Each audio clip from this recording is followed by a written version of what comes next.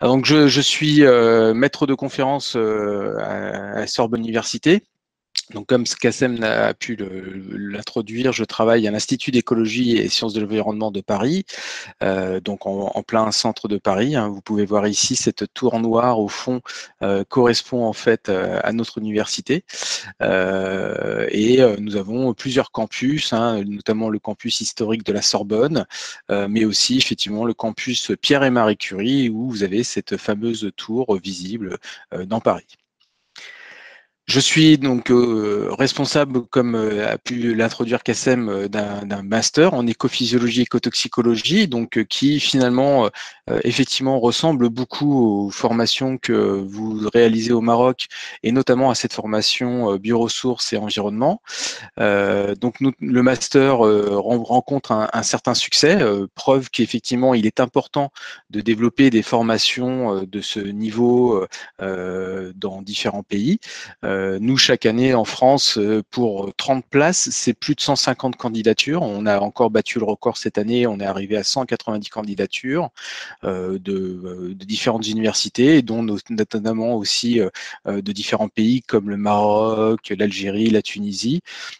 Donc c'est vraiment des formations qui sont très recherchées et qui s'ouvrent à des étudiants plus spécifiquement qui proviennent de sciences et technologies, sciences de la vie ou encore biogéosciences.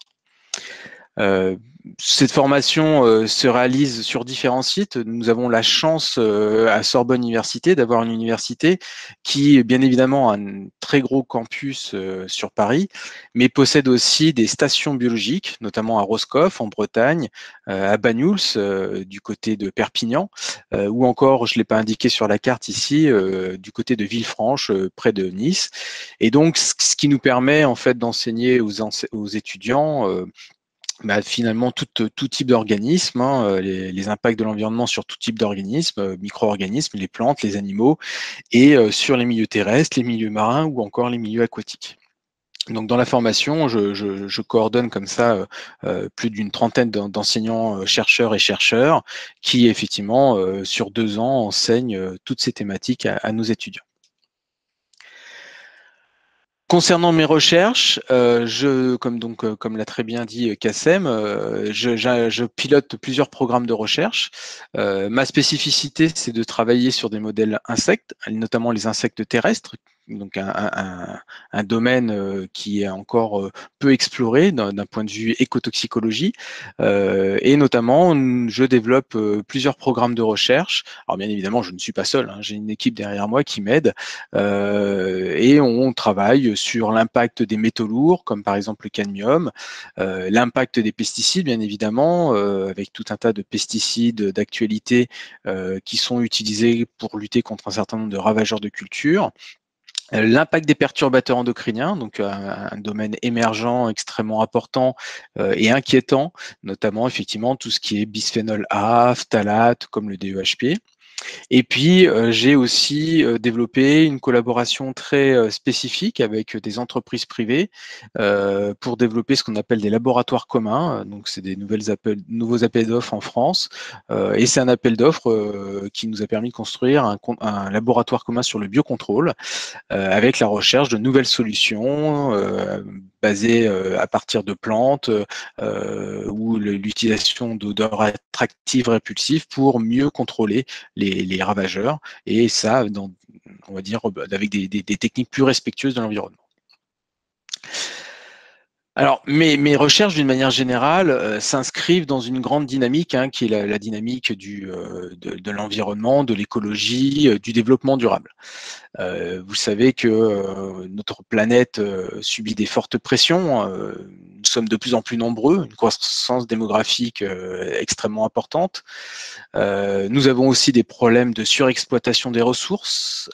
Et certains pays, par exemple l'Europe, nous sommes vraiment dramatiquement touchés par cette surexploitation des ressources. Ça induit aussi des dégradations des milieux. Globalement, tout ça aussi va affecter la biodiversité et donc on parle effectivement d'extinction de nombreuses espèces qui sont dues au fait que non seulement on affecte les milieux, mais aussi parce qu'il y a des pollutions anthropiques, un certain nombre d'émissions, de déchets que l'homme ne maîtrise pas bien ou n'a pas bien maîtrisé à une période et qui effectivement impactent très fortement les écosystèmes.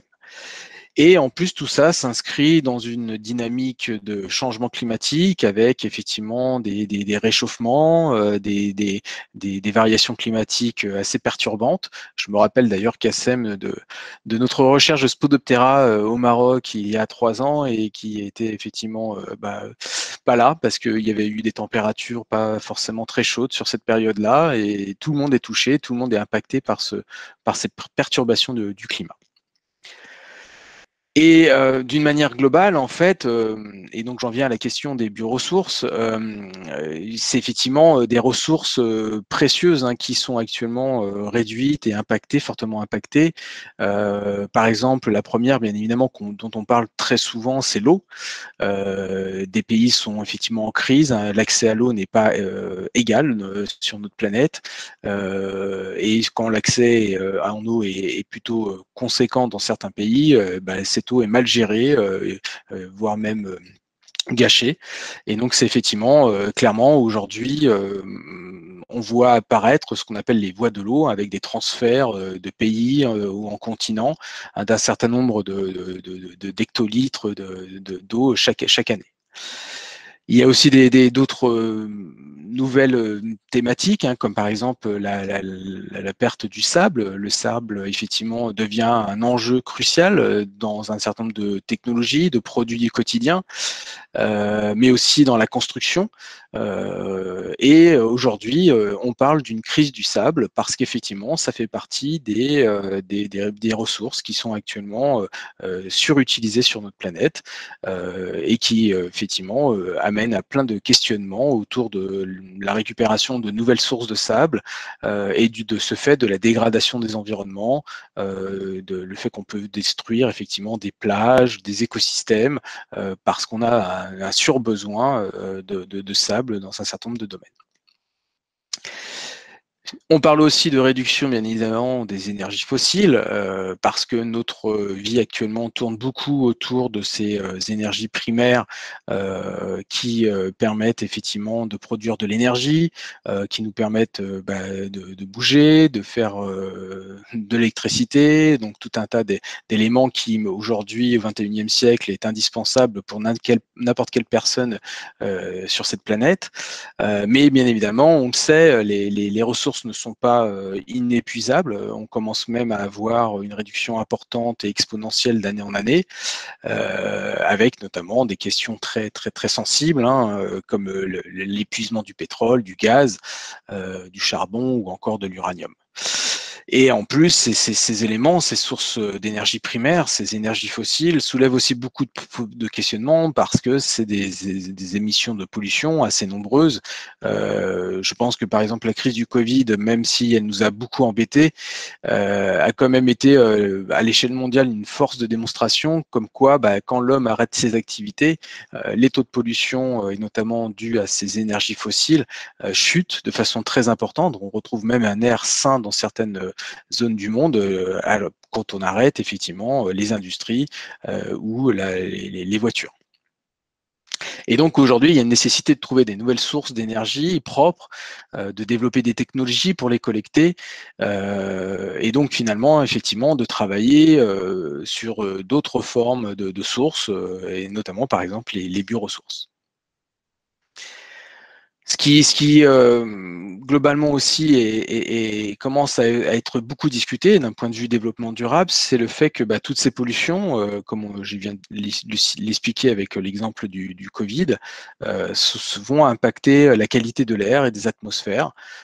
Aujourd'hui, voilà, il y a des pays qui sont très clairement affectés par une diminution de la qualité des atmosphères, mais qui derrière, effectivement, montrent que les gens doivent mettre des masques pour aller dans les rues, développent des problèmes assez importants de maladies respiratoires, pulmonaires, tout un tas de réactions physiologiques, voilà, avec des gros problèmes médicaux. Les cancers aussi sont extrêmement associés à ces problématiques-là. Et donc, on a des impacts directs et indirects très importants de cette qualité de l'air et de ces pollutions de l'air sur l'être humain. Mais pas seulement. Parce qu'effectivement, on sait aussi que on a un impact fort sur les écosystèmes d'une manière générale, l'être humain n'étant que un organisme parmi tant d'autres dans la biodiversité. Mais il y a effectivement certains organismes des écosystèmes qui sont ce qu'on appelle des services écosystémiques, comme par exemple les abeilles et la pollinisation. Or, effectivement, du coup, les pollutions peuvent largement affecter ces organismes. Dans un certain nombre de pays du monde, on parle effectivement d'extinction d'un certain nombre d'espèces d'insectes, de la diminution de beaucoup de populations d'insectes. Je pense par exemple à des études de collègues allemands qui ont montré qu'effectivement, que dans certaines régions d'Allemagne, par exemple, il y avait une réduction de pas loin de 60% des populations d'insectes. Donc on a un impact fort et assez stringent et dramatique sur ces écosystèmes. Et bien évidemment, tout ceci, quelque part, voilà, rejoint aussi les problématiques de santé humaine. Les deux sont liés, finalement. Aujourd'hui, en écotoxicologie, qu'on peut aussi appeler toxicologie environnementale, finalement, tous ces questionnements sont étroitement liés et montrent bien qu'il y a quand même une urgence à essayer de corriger tous ces problèmes de pollution atmosphérique. Et donc, effectivement, une autre question, et tout ça est très corrélé et très lié, une autre question qui se pose, qui pose problème, c'est que tout ceci affecte finalement la biodiversité.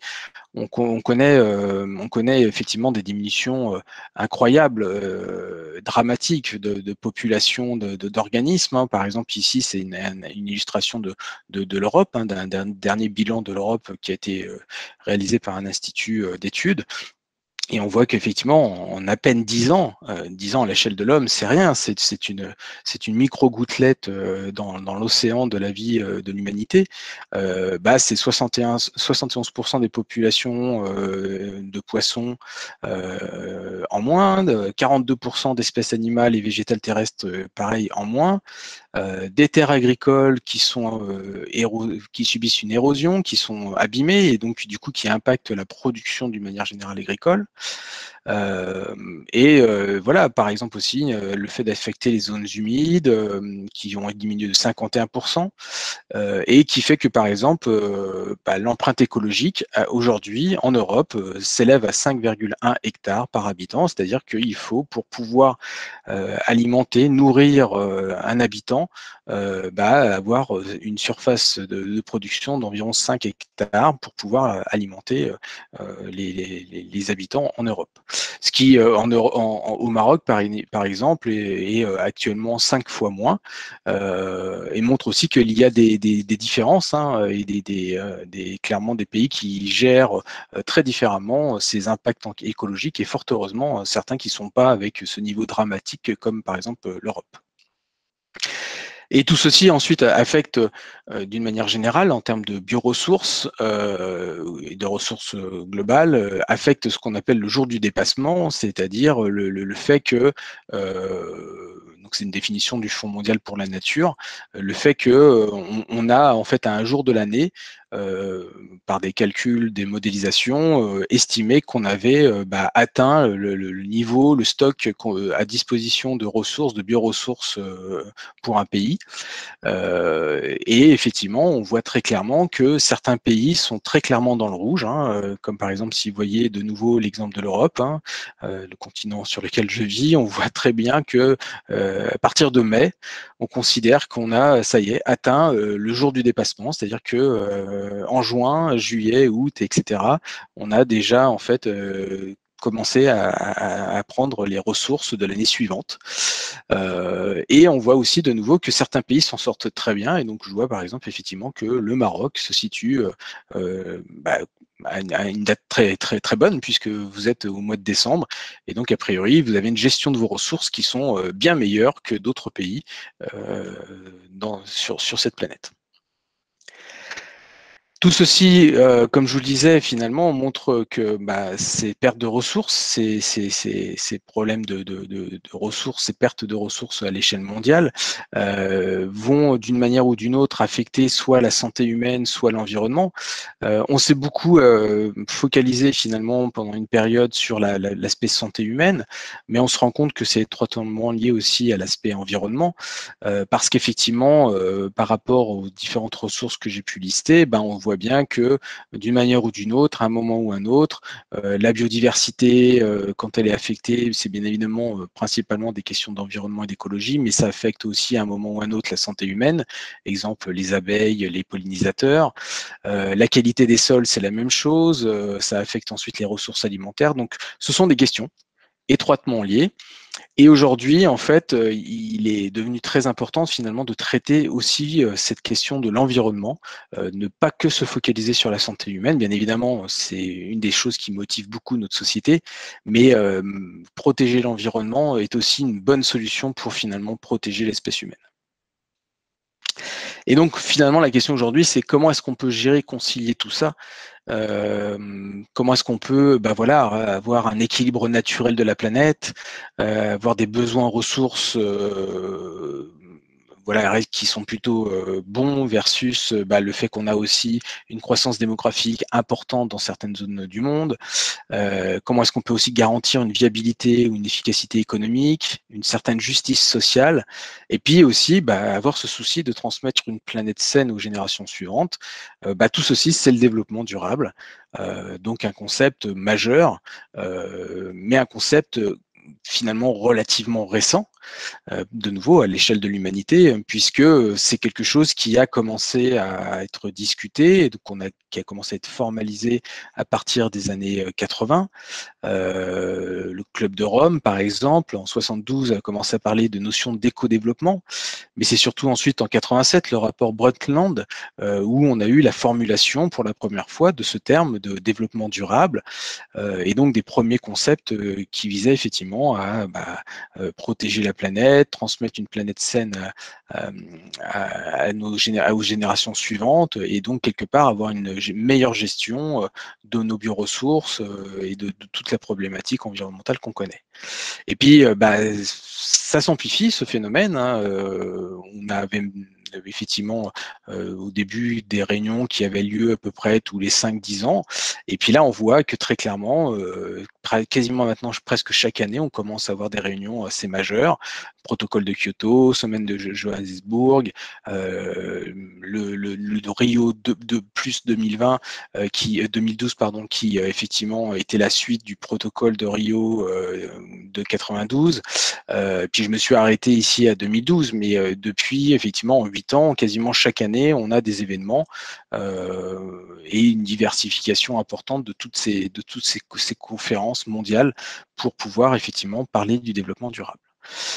Et le développement durable, c'est peut-être que c'est des choses que vous connaissez déjà, mais c'est effectivement trois piliers majeurs. Un pilier, bien évidemment, environnemental, dans lequel on prend en considération les problèmes de ressources naturelles, de biodiversité, de pollution, de prévention, d'agriculture durable, d'énergie renouvelable, mais aussi un facteur social dans lequel en fait on va considérer l'homme, les relations entre les hommes, les égalités des chances, l'éducation, la formation, la santé, la sécurité, la pauvreté, précarité, les droits de l'homme et les droits de communauté. Et puis, bien évidemment, on garde toujours ça parce que de toute façon, on a quand même cette notion d'industrie, d'économie qui est extrêmement importante, mais qui, par contre, essaye d'être teintée d'un point de vue environnemental, avec notamment, par exemple, le développement d'écoproduits, de commerce éthique, d'une manière générale, et qui quand même essaye de ne pas faire de l'ultra-capitalisme, comme on peut le voir dans certains pays. Et ce développement durable, pourquoi il commence à prendre de l'ampleur et pourquoi il commence à fonctionner? Et pourquoi finalement les nouvelles générations sont de plus en plus sensibles à ces questions-là? C'est parce qu'en fait, les instituts internationaux, les pays relayent tout ça. Par exemple, effectivement, au niveau mondial, l'ONU en fait a défini des objectifs de développement durable, 17 objectifs, qui aujourd'hui structure énormément de choses dans notre société.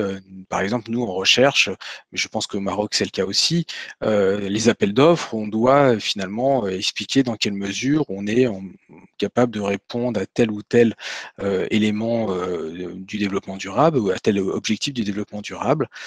Et ça, c'est en fait un cahier des charges, hein, une guidelines qui permet effectivement d'indiquer des priorités. Et donc ici, on a affaire à 17 priorités définies à l'échelle internationale. Et donc l'idée, c'est d'une manière générale, ces priorités sont équilibrées en fait, hein, comme je vous le disais, entre le social, l'économique, l'écologique, l'environnemental. L'idée, c'est d'éviter des extrêmes, hein. On les connaît, ces extrêmes, dans chaque pays du monde, on a ce type d'illustration, hein, entre l'ultracapitalisme, où on oublie le social et l'environnemental, hein. Là, c'est faire du business, c'est faire de l'argent au détriment des deux autres secteurs. Donc ça, il faut éviter cette situation-là. Mais il faut aussi éviter ce qu'on appelle la deep écologie, c'est-à-dire le trop d'écologie, parce que dans ce cas-là, on va oublier les facteurs socio-économiques et finalement déséquilibrer aussi le système. Comme il faut aussi, effectivement, en termes de progrès social, bien évidemment, le prendre en considération, mais ne pas trop pousser le concept, de nouveau, pour ne pas trop déséquilibrer le système. Et l'idée, c'est d'être, en fait, en termes de développement durable, c'est de se positionner à l'interface des trois et de trouver un équilibre, finalement, entre l'environnemental, le social et l'économique. Et ce qui est extrêmement intéressant et qui du coup, et d'ailleurs Kassem a eu l'occasion de venir enseigner en France à nos étudiants ce genre de questionnement et d'application. Ce qui est très intéressant, c'est que non seulement il y a une démonstration, une volonté effectivement de structurer ces questions à l'échelle internationale et à l'échelle des pays, mais ça retombe aussi maintenant dans le quotidien des gens avec effectivement les entreprises qui sont fortement incitées pour pouvoir effectivement prendre en considération le développement durable dans leurs activités. Et donc, c'est ce qu'on appelle la responsabilité sociétale des entreprises, ou corporate social responsibilities en anglais, qui repose, qui définit un cahier des charges, hein, qui est un concept qui vise finalement à structurer la mise en place d'une démarche développement durable dans une entreprise, qui effectivement se met en place grâce à un système de management environnemental que chaque entreprise est susceptible de mettre en place et de construire, et qui a été largement finalement favorisé grâce à des normalisations, notamment grâce à l'OCDE, hein, cet organisme international qui définit des normes. Et effectivement, des normes comme l'ISO 14001, l'ISO 9001, l'ISO 26000 sont des normes qui, effectivement, ont permis de définir, de cadrer assez précisément les choses lorsque, effectivement, une entreprise ou un institut veut, effectivement, d'une manière générale, développer une politique de développement durable majeure. Et donc, d'un point de vue projection, ensuite, ce qui est extrêmement important, c'est que sur la base de cette internationalisation du développement durable, de ce positionnement par des normes via l'OCDE, on a aussi derrière une volonté des politiques, donc ça c'est plutôt à l'échelle nationale ou à l'échelle locale, des politiques de préservation de l'environnement, des défis qui se définissent de façon effectivement à s'inscrire dans cette mouvance de développement durable. Et donc là, effectivement, par exemple, je vous ai illustré quelques exemples, hein, qui peuvent être par exemple en agriculture, des défis comme voilà, diversifier les exploitations, limiter les problèmes d'eau et notamment avoir des irrigations mieux contrôlées, la sélection des plantes, le développement majeur du biocontrôle, j'aurai l'occasion de revenir dessus, le recours à certaines plantes comme les légumineuses qui réduisent les fertilisants phosphatés qui produisent des pollutions. Sur la question des déchets, c'est par exemple valoriser plutôt que jeter. Donc, dans beaucoup de pays, on commence à développer des filières de recyclage, de réutilisation. On donne des deuxième vie, troisième vie à des produits. Exemple, les téléphones qui sont recyclés. On a aussi une meilleure gestion des décharges, des sites pollués. Une réglementation, des lois qui vont en faveur de tout ça. Sur le côté industriel, là, on commence à avoir des nouveaux concepts qui se développent maintenant depuis une bonne quinzaine d'années, hein, les produits biodégradables, biorecyclables, la réduction de l'utilisation du pétrole dans un certain nombre de produits. On voit par exemple très clairement tout ce qui est pour les pots, les organisations de congrès, des objets en bois, en papier, au lieu d'utiliser du plastique. Donc l'idée effectivement de modifier un peu nos productions industrielles, des objets de tous les jours. Des questions aussi autour de la préservation de la biodiversité, avec la création d'espaces protégés, une meilleure gestion, effectivement, meilleure protection des espèces, développement aussi des modes d'exploitation durables. Hein. On peut bien évidemment s'alimenter d'animaux, on peut utiliser des forêts, mais faut-il encore pouvoir gérer l'après et pas juste réduire les stocks? En termes de pollution de l'air et de l'eau, il y a aussi tout un tas de questions qui se posent d'un point de vue environnemental. Arrêter les émissions de polluants à la source, dépolluer, réutiliser des eaux usées, donc recycler de nouveau. Hein, et côté urbanisme, par exemple, des challenges qui sont de type construction de villes plus compactes, mélange de lieux de vie, de travail, de commerce, donc éviter des quartiers qui sont effectivement que du lieu de vie, essayer de mélanger un peu plus les activités pour limiter par exemple les déplacements, plus d'espaces verts, utilisation d'énergie locale. Donc tout un tas effectivement de secteurs comme ça que moi j'ai défini comme étant prioritaires. Il y en a d'autres, hein. La liste n'est pas ici complète, elle est largement incomplète, mais qui montre qu'effectivement c'est important de définir des politiques de préservation de l'environnement. Et dans tout ça, ce qui est extrêmement capital à mes yeux, c'est la recherche, le développement, l'innovation, les biotechnologies. Et donc, la nécessité d'avoir des acteurs, des académiques, des gens qui font de la recherche et qui développent des nouvelles solutions. Grosso modo, le développement durable ne se réalisera que s'il y a des avancées majeures qui visent à mieux comprendre et derrière définir des nouvelles méthodes de diagnostic, des nouvelles méthodes d'amélioration et donc quelque part des nouvelles méthodes de gestion de l'environnement. Alors justement, quelques exemples de comment qu'est-ce qu'on peut mieux gérer et valoriser. J'ai pris l'exemple des bioressources, donc qui est quelque chose sur lequel je travaille, notamment grâce à des thématiques comme le biocontrôle. Les bioressources, effectivement, sont diverses et alimentent tout un tas d'éléments de notre quotidien. Donc là, c'est un exemple tiré d'un ouvrage pour la France, mais clairement, c'est quelque chose qui se réplique à l'infini pour tous les pays du monde. Les bioressources, bien évidemment, sont importantes d'un point de vue alimentaire, mais aussi d'un point de vue non alimentaire pour la production de tout un tas de produits quotidiens. Et tout ça, effectivement, répond à des besoins humains. Et donc, il faut mieux gérer ces bioressources pour pouvoir maintenir cette réponse aux besoins humains sans dégrader les environnements. Et on a aussi tout un tas d'aspects autour de le service écosystémique que représentent ces bioressources, donc c'est-à-dire la partie bioressources non prélevées, tout ce qui reste effectivement dans l'environnement qui n'est pas répond pas à un besoin humain. Ici, par exemple, on trouve très clairement la problématique des abeilles, des pollinisateurs. Et puis il se greffe aussi tout ce qui est questionnement autour des biosphères, biodiversité, milieu, atmosphère et climat. Donc tout un tas d'éléments qui effectivement affectent aussi ces bioressources et qui font que il est important de tester tout un tas de paradigmes dans le contexte, par exemple, du changement climatique.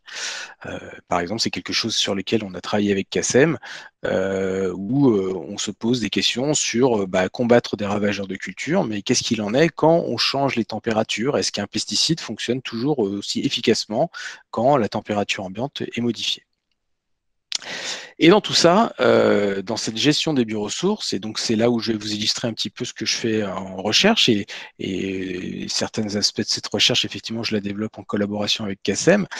Dans tout ça, il y a par exemple l'impact extrêmement important du biocontrôle, c'est-à-dire ces nouveaux protocoles, ces nouveaux outils qui permettent de protéger les agroécosystèmes, les cultures, mais avec des outils qui sont respectueux de l'environnement, et donc par exemple qui se placent à l'opposé des pesticides de synthèse qui sont très peu biodégradables, qui persistent dans les environnements et qui créent tout un tas de problèmes pour la santé des écosystèmes ou la santé humaine. Le biocontrôle, c'est quelque chose qui monte en puissance dans beaucoup de pays. Donc là, par exemple, ici, c'est des chiffres français, mais on voit très clairement qu'on a une part de marché qui augmente beaucoup, hein. L'État est la situation est très claire en Europe, hein. L'agence européenne retire du marché chaque année des dizaines et des dizaines de pesticides. Les entreprises se retrouvent vraiment dans des situations délicates parce qu'ils n'ont plus beaucoup de produits à vendre, ils n'ont plus beaucoup de solutions à proposer aux agriculteurs. Et donc face à ça, c'est développer cette grosse dynamique du biocontrôle parce qu'il faut trouver des nouvelles solutions. Et que effectivement, on voit que ça marche parce que beaucoup d'académiques, mais aussi d'industries, investissent dans ce type de recherche. Et d'une manière générale, au niveau du marché, ça se transmet puisqu'effectivement, on a une augmentation significative du marché mondial du biocontrôle d'une manière générale. Alors, qu'est-ce que c'est que le biocontrôle?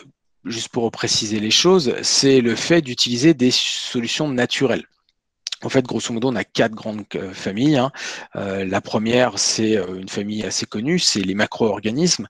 C'est le fait d'utiliser par exemple les coccinelles, les mésanges, donc des prédateurs d'un insecte, par exemple, ravageur, ou encore des parasites, hein, comme les trichogrammes, hein, ces petites guêpes parasitoïdes qui viennent pondre des œufs dans un certain nombre de ravageurs, par exemple de chenilles, et derrière vont faire que les œufs vont mourir et que la guêpe va se développer grâce à ces œufs.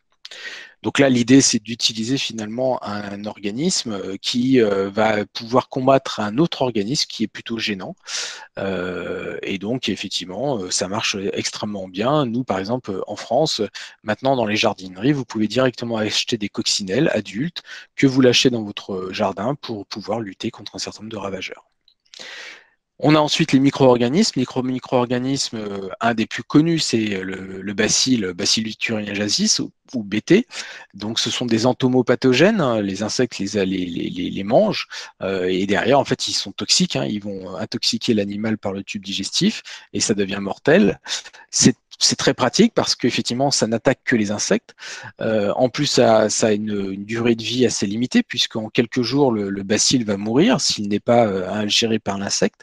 Donc, c'est vraiment, pour le coup, un produit de biocontrôle assez important parce qu'il est très spécifique et très bien maîtrisé, à la différence d'un pesticide de synthèse qui peut peut-être rester 20-30 ans dans les sols et sur les organismes. Troisième catégorie, les médiateurs chimiques.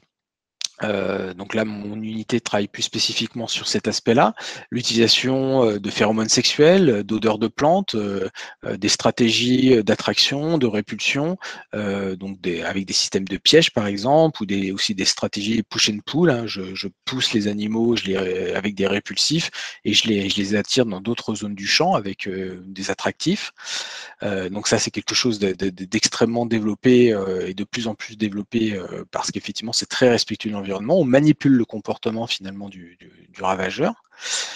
Et puis on le couple très souvent aussi avec les substances naturelles. Ça, cette fois-ci, c'est plutôt des substances qui sont utilisées comme insecticides naturels, biopesticides de contact. Donc, c'est les molécules de plantes, les micro-organismes, les huiles essentielles. Et donc, dans ce secteur-là, effectivement, et le Maroc se situe plutôt bien, il y a beaucoup à faire parce que lorsque vous avez de bonnes bioressources végétales avec une diversité de plantes assez importante dans une région du monde, vous êtes susceptible effectivement de développer tout un tas de solutions en biocontrôle. Et ce qui est très intéressant, c'est qu'effectivement, ces solutions de biocontrôle répondent à des politiques agricoles nationales. Donc là, j'ai pris un exemple marocain, on en a parlé tout à l'heure, le plan Maroc vert, dans lequel effectivement il y a tout un tas d'objectifs extrêmement importants, hein, qui sont assez identiques à d'autres plans nationaux d'envergure qui visent effectivement à transformer le milieu agricole.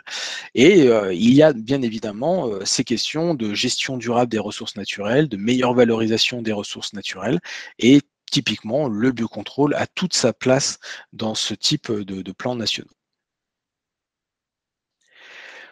Deuxième exemple que je voulais aborder ce soir, c'était effectivement le côté mieux protéger l'environnement. C'est quoi les défis autour de cette meilleure protection de l'environnement? C'est la problématique effectivement des pollutions d'une manière générale, et le fait que de nouveau, c'est assez récent à l'échelle de l'humanité, mais on a en fait, à partir des années 1900 et tout au cours du XXe siècle, fait apparaître dans l'environnement tout un tas de polluants, des métaux lourds, des pesticides, des nitrates, des déchets radioactifs pour certaines zones du monde. Et donc effectivement, on a une apparition exponentielle de polluants, avec maintenant la présence dans certaines, dans toutes les zones du monde de polluants, hein. Par exemple, si je ne sais pas si vous connaissez les PCB, les polycarbonates donc issus de l'industrie pétrolière.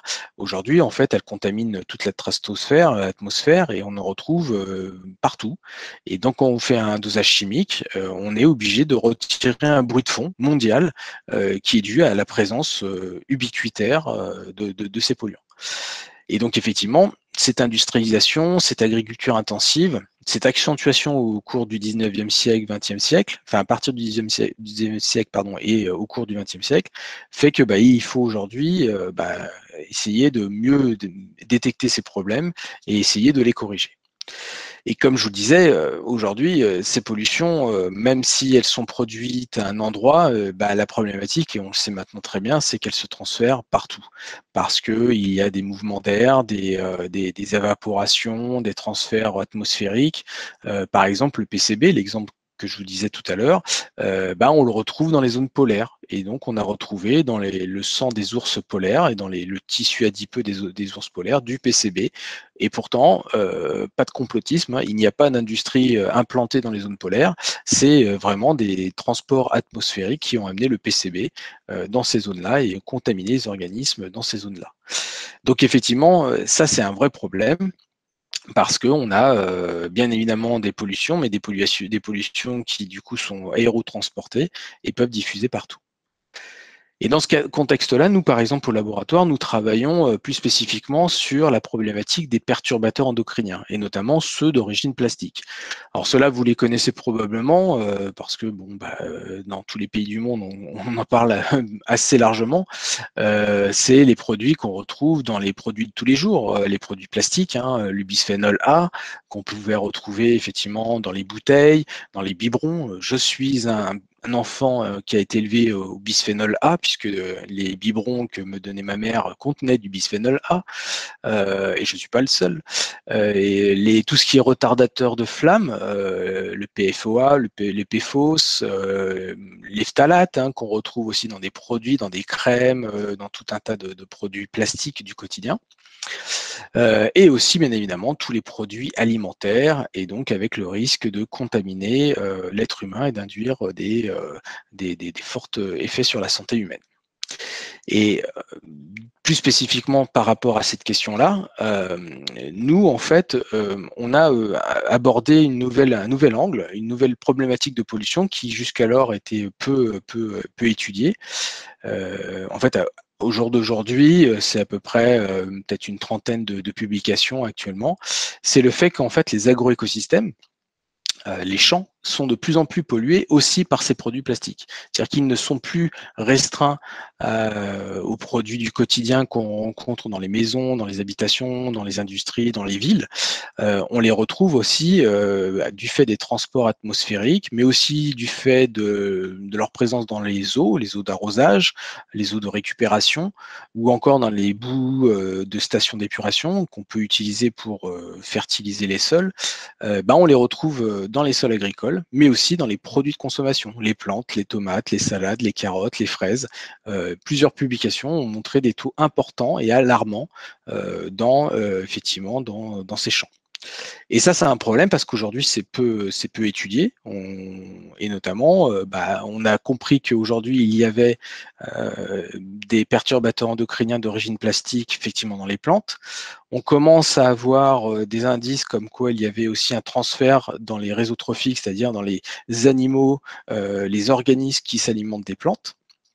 Et on n'a quasiment aucune information sur le risque que les réseaux trophiques les plus élevés peuvent prendre avec ces expositions-là, comme par exemple les organismes qui sont des organismes de services écosystémiques, la coccinelle, les abeilles, mais aussi bien évidemment l'être humain. Qu'est-ce qui se passe quand finalement on va s'alimenter de maïs, de tomates, de salades, d'un champ qui a été contaminé avec ces perturbateurs endocriniens? Alors ça, au laboratoire, du coup, on développe maintenant depuis quelques années un certain nombre de projets autour de ça. Et le dernier en date, c'est le projet que nous a financé l'ANSES, donc, qui est un organisme, c'est l'Agence nationale de sécurité sanitaire, alimentation, environnement et travail, donc en France. Et en fait, le projet qu'on est en train de développer vise à contaminer des plantes, la tomate, la luzerne, avec du BPA, du DEHP, ou avec des combinaisons de tout ça, d'étudier les effets sur les plantes, donc en termes de croissance, de bioaccumulation des polluants, de production des fruits, par exemple pour la tomate, et puis voir si on retrouve des perturbateurs endocriniens dans ces tomates, voir l'effet sur un insecte qui s'alimente sur ces plantes, donc là on donne directement à manger aux insectes les plantes. Et on va plus loin, on intègre aussi des niveaux trophiques supérieurs avec des vertébrés comme des rongeurs, des oiseaux, des lézards qui s'alimentent des insectes ou des plantes. Et donc voir finalement si on a une transmission dans le réseau trophique de ces différents perturbateurs endocriniens. Voilà, j'en arrive à la fin de ma conférence. Et du coup, je voulais boucler par rapport à l'invitation qu'on m'a fait pour ce soir et dans quel contexte j'interviens, dans le contexte de la formation et donc du master bioressources et environnement. Parce qu'effectivement, comme vous l'avez compris, je suis fortement convaincu qu'il faut beaucoup développer, faire de la recherche, du développement, de l'innovation, des biotechnologies. Il faut mieux comprendre, il faut mieux gérer, mais aussi il faut mieux former. Et que un des enjeux actuels aussi du monde de demain, c'est avoir des meilleurs spécialistes qui ont une formation beaucoup plus pointue sur ces questions environnementales, de bioressources. Et donc effectivement, votre master bioressources et environnement, au même titre que mon master écophysiologie et écotoxicologie, répond à ces besoins-là et font que vous, étudiants qui êtes en train de m'écouter, demain, vous serez des spécialistes de ces questions-là et que le monde pourra compter sur vous pour apporter des nouvelles solutions à toutes ces problématiques environnementales. Voilà, j'en ai fini pour ma présentation et donc je vous remercie pour votre attention.